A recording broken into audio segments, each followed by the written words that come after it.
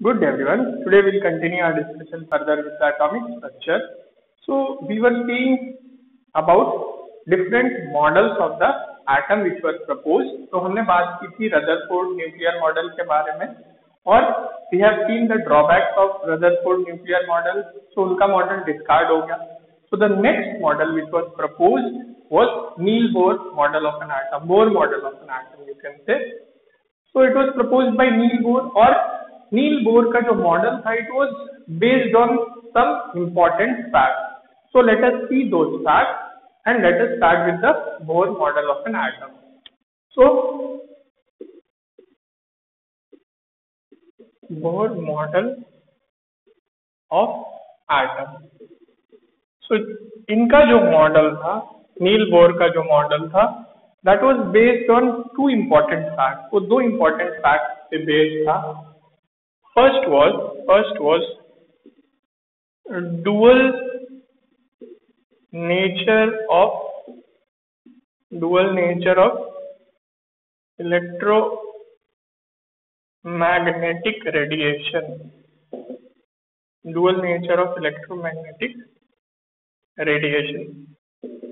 So जो electromagnetic radiation होता है that has dual nature. वो उसका dual nature होता है. It is having wave nature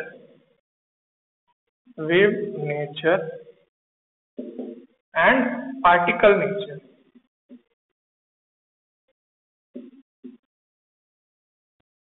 So before going on to discuss Bohr model of an atom, we will get an elementary idea about this wave nature and particle nature of electromagnetic radiation. हम थोड़ी इसके बारे में बात करेंगे. So the first important fact was dual nature of electromagnetic radiation. और जो दूसरा important fact था was the experiments related to atomic spectra. Atomic spectra से related जितने experiment किए गए वो भी उनके मॉडल में बहुत important role play करते थे. So experiment related to atomic spectra.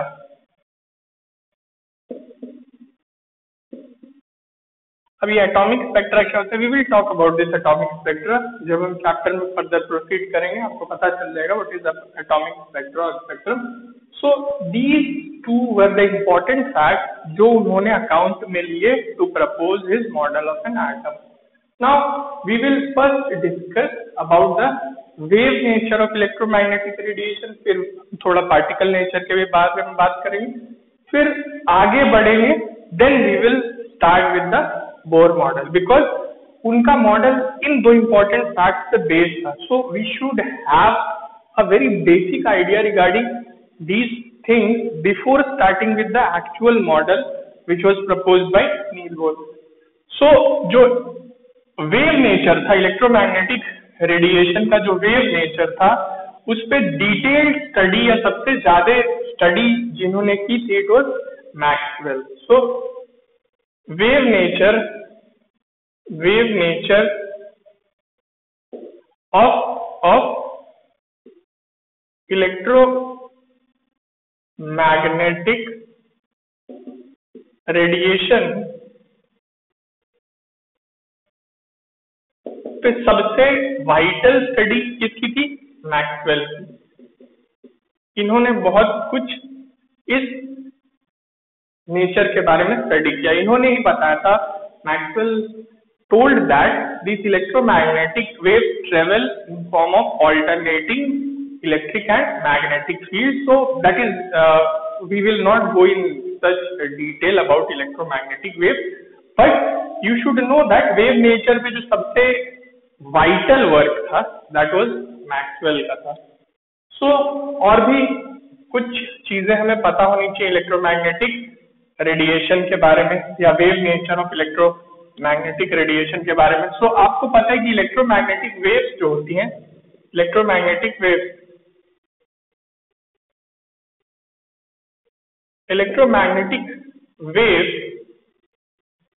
They do not require any medium इनको कोई मीडियम नहीं रिक्वायर्ड होता टू ट्रेवल। ये पता है, ये छोटे क्लास में भी आप लोगों ने पढ़ा होगा, electromagnetic waves do not require any medium to travel. और इनकी स्पीड क्या होती है? Electromagnetic waves travel with speed of light. Speed of light क्या होती है? लाइट की speed 3 × 10⁸ metre per second. So ये कुछ बहुत बेसिक चीजें हैं अबाउट द इलेक्ट्रोमैग्नेटिक वेव्स जो आपने पढ़ सकते हैं। अब इलेक्ट्रोमैग्नेटिक स्पेक्ट्रम जब बोलते हैं तो इलेक्ट्रोमैग्नेटिक स्पेक्ट्रम में क्या क्या चीजें होती हैं, लेट अस सी। इलेक्ट्रोमैग्नेटिक स्पेक्ट्रम जिसको बोला जाता है उसमें कई तरह के रेडिएशंस होते हैं, जैसे कि let us talk about this. So kindly go through these things from the textbook. Theoretical चीज है, but to introduce the subject or to introduce the model you should have an elementary idea about this. So जो electromagnetic spectrum होता है, electromagnetic spectrum it consists of radio wave। radio wave होती है electromagnetic spectrum में। फिर microwaves होती हैं, then infrared rays होती है, इंफ्रारेड। देन हमारी विजिबल लाइट होती है, visible light means the light which we can see. Normally ये जो रेडिएशंस होते हैं आप इनको देख नहीं सकते, जो आपके रीजन में लाई करेंगी, मीन्स विजिबल स्पेक्ट्रम में जो लाई करेंगी, मीन्स हमारी आईज उन्हीं रेडिएशन को परसीव कर सकती हैं। ये सारी चीजें हमारी आंखें नहीं देख सकती। इसमें इस इलेक्ट्रोमैग्नेटिक स्पेक्ट्रम का एक छोटा सा ही पार्ट है, दैट इज विजिबल स्पेक्ट्रम, जिसको आप बोल सकते हैं विजिबल लाइट का पार्ट, जिसको हम देख सकते हैं, human beings can see that. Then visible light के बाद अल्ट्रावायलेट रेज होती हैं, अल्ट्रावायलेट रेज होती हैं। देन एक्स रेज होती है, फिर गामा रेज होती है। तो जो इलेक्ट्रोमैग्नेटिक स्पेक्ट्रम जिसको आप बोलते हैं वो इन चीजों से मिलकर बनता है, radio wave, microwave, infrared rays, visible light, ultraviolet rays, X rays and gamma rays. अब ये जो नीचे वाला पोर्शन है ये बहुत हाईली एनर्जेटिक वेव्स होती हैं, that is X rays, gamma rays, ये बहुत हाईली एनर्जेटिक होती हैं as compare to the upper region. So down the list या डाउन द आप कह सकते हैं कॉलम, जब आप कॉलम में नीचे आते हैं तो फ्रीक्वेंसी बढ़ती है, मतलब फ्रीक्वेंसी एक्स रेज या गामा रेज। अब ये फ्रीक्वेंसी क्या होती है, we will talk about that. So just remember frequency increases, frequency बढ़ती है कब? जब आप ऊपर से नीचे आते हैं, और जब आप नीचे से ऊपर जाते हैं तो वेवलेंथ बढ़ती है। क्या बढ़ती है? वेवलेंथ क्या है, फ्रीक्वेंसी क्या है, we will talk about this. Wavelength increases.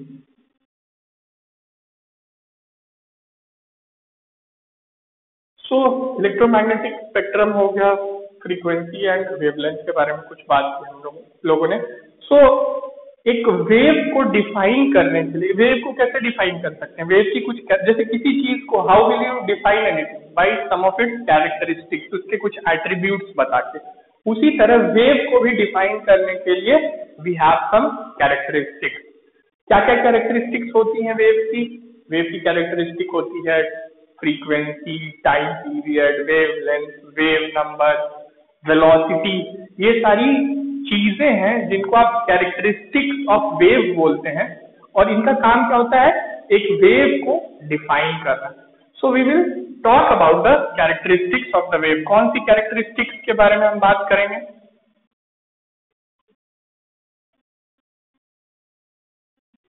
Now I am rubbing this Bohr model. Characteristics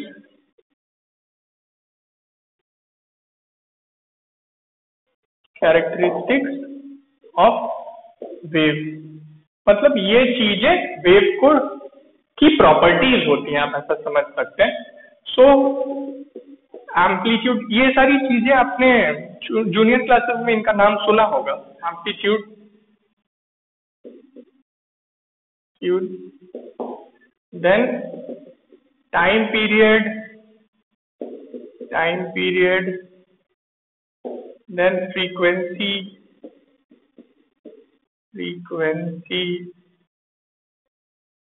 then velocity, then wavelength.